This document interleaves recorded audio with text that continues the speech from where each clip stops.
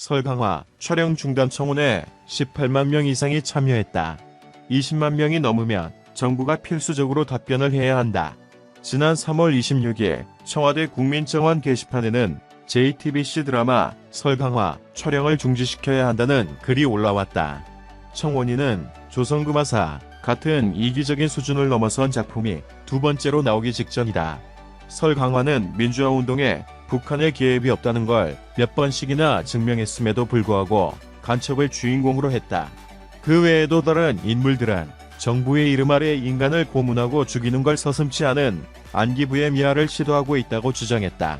이어 그저 작품의 설정이라 무시하는데 설정 자체가 현재의 피해자에게 모욕을 주는 것을 보면 노골적으로 정치의 압력이 들어간 걸로만 보인다며 현재 우리나라의 근간을 모욕하고 먹칠하는 이 드라마의 촬영을 전부 중지시키고 지금까지 촬영한 분량 또한 완벽하게 제거하여야 한다고 강조했다.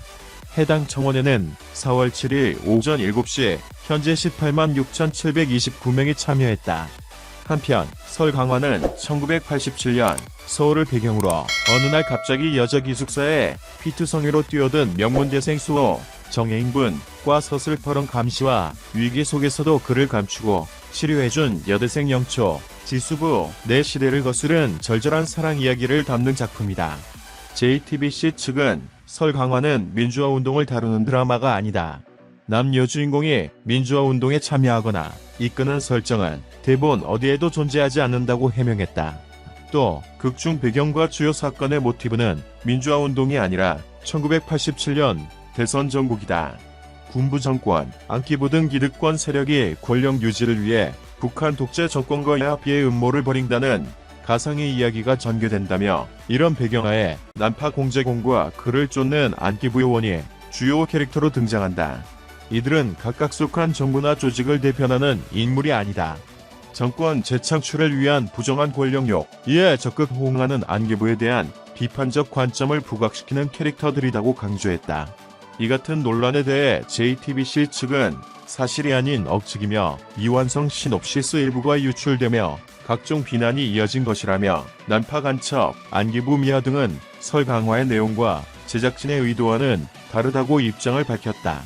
그럼에도 논란은 사그라지지 않았고 JTBC 사업 앞에는 전광판을 설치한 트럭이 배치돼 설강화를 비판하고 드라마 제작 중단 및 촬영분 전량 폐기 요구가 이어지고 있다. 최근 TV 드라마 두 편이 역사 왜곡으로 논란을 불러일으켰다. 조선금화사는 조선초를 무대로 삼고서는 전혀 맞지 않는 중국풍 소품들을 동원하고 임금들의 묘사도 적절치 못했다. 결국 시청자들의 격렬한 항의를 받은 끝에 2회 만에 방영이 중단됐다. 다른 한 작품인 설강화는 아직 방영 전이다. 하지만 현대사의 아픔을 건드리는 바람에 방송사의 연이은 해명에도 불구하고 논란이 잦아들지 않고 있다. 물론 역사 왜곡과 잘못된 보증에 대한 논란에 새삼스럽다는 반응도 있다. 이를테면 판타지 사극이라는 장르를 틀어 제작된 작품들이 대상이다. 또한 일부 문화 콘텐츠 창작자들은 이렇게 되면 자유로운 발상의 제약이 생긴다는 볼멘소리도 하고 있다. 하지만 대중들은 단순히 픽션을 섞었다는 이유만으로 분노하지 않는다. 다큐멘터리나 르포 장르가 아닌 이상 실제 일어났던 역사 속의 가공의 인물을 집어넣는 건 장르와 매체를 막론하고 다양하게 일어났던 일이다. 이와 같은 상상력이 있게 대중문화들은 다채로운 재미와 감동을 만들어낼 수 있다. 예를 들어 대장금 같은 대형 TV 드라마는 조선왕조실록의 몇 줄밖에 나오지 않은 인물을 주인공으로 하지만 소재를 잘 가꾸고 상상을 버무려 풍성한 이야기를 만들어냄으로써 전 세계적으로 큰 인기를 끌었다. 또한 TV 드라마 뿌리 깊은 아무도 파격적인 세종의 모습을 선보였지만 시청자들이 그 이후로 작품 자체를 거부하진 않았다. 조선금화사 같은 걸 만드느니 차라리 이 작품을 영상화하라는 요청으로 화제가 된 웹소설이 있다. 바로 근육조선이다. 근육조선은 헬스 트레이너가 조선시대 수영대군 세조 애빙의에 온 조선을 헬스장으로 만드는 설정으로 전개된다. 하지만 이것을 두고 역사를 왜곡했다고 말하는 이들은 없다. 실존 인물인 무인 백동수를 주인공으로 삼으면서 사도세자가 뒤주에서 죽지 않았다는 가설을 채용한 만화 야뇌 백동수나 고려 무신시대 만족의 난이란 역사를 소재로 기공이 난무하는 무협 판타지를 만든 만화 무장의 사례도 마찬가지다.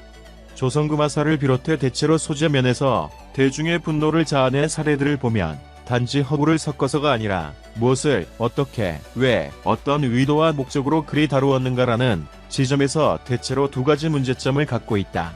먼저 소재로 삼은 실제 사건이나 인물에 관한 이해와 존중이 없다는 점이다. 다른 하나는 무언가를 등장시키기 위한 계열성이 지극히 허술해 설득력 자체가 없다는 점이다. 우리나라 사람들은 이 두 가지에 몹시 예민한데 그 원인은 사실 그리 단순하지 않다. 우리나라는 외세의 침략에 맞서 피 흘리며 싸운 역사가 있다. 또한 동북아 역사와 영유권에 대한 공방도 끊임없이 이어지고 있다. 일본은 만화, 은혼에서처럼 자기네 역사 속 유명 인사들까지 가차없이 희화화하거나 게임, 애니메이션인 페이트 시리즈에서처럼 외국의 영웅적, 신화적 인물을 성별까지 바꾸어 데려오는 짓도 서슴지 않는다. 하지만 우리나라는 역사와 인물을 소재로 가져올 때 바꿔도 되는 부분과 바꿔선 안 되는 부분에 관한 기준점에 예민하다. 만약 바꾸더라도 존중하는 자세를 갖고 있어야 한다. 그래서 역사를 소재로 삼는 경우 뼈대 자체를 건드리진 않으면서 상상력을 발휘해 잘 만들어내면 용인이 되지만 뼈대를 건드리는데 막상 설득력도 없고 재미도 없으면 곧바로 비난의 화살에 직면하게 된다. 조선구마사가 대표적인 호재의 경우다. 때로는 누가 시도하느냐도 논란에서 중요한 맥락을 차지한다. 공 모양의 캐릭터를 이용해 국가를 풍자하는 만화, 폴란드볼은 블랙 유머의 영역에서 해석된다. 하지만 일본 작가의 웹 만화, 헤타리아 시리즈는 일본 우익 관점에서 세계를 묘사하며 한국을 시종일관 비하하고 있으니 귀엽고 재밌다고 그냥 넘어갈 수 있는 문제가 아니다. 이와 함께 일본 제국주의가 몇 차례 전쟁에서 승리한 이후 맞이했던 금전적 문화적 호황기인 다이쇼로망을 그야말로 낭만적으로만 묘사한 숱한 만화들을 한국인 입장에서 곱게 볼 여지가 없는 것도 괴를 같이 한다고 봐야 한다. 이런 사례들이 지금까지도 켜켜이 쌓이고 있는 마당이니 대중들이 용납하지 않는 것은 당연한 일이다. 그래서 여타의 논란을 그저 허구를 섞었기 때문이라거나 실제 역사를 비틀어서 일어났다고만 보는 관점은 대중의 분노를 외면한 해석이다. 그렇기에 조선구마사와 설강화가 일으킨 논란은 픽션은 픽션, 드라마는 드라마, 만화는 만화일 뿐이라는 구호에 그대로 적용할 수 없다. 물론 창작자 입장에선 매우 피곤한 일이다. 하지만 대중들이 표출하는 분노의 근본 원인을 먼저 직시하길 바란다. 영상을 들어주셔서 감사합니다. 최신 뉴스를 받으려면 채널을 구독하는 것을 잊지 마십시오. 다음 영상에서 만나요.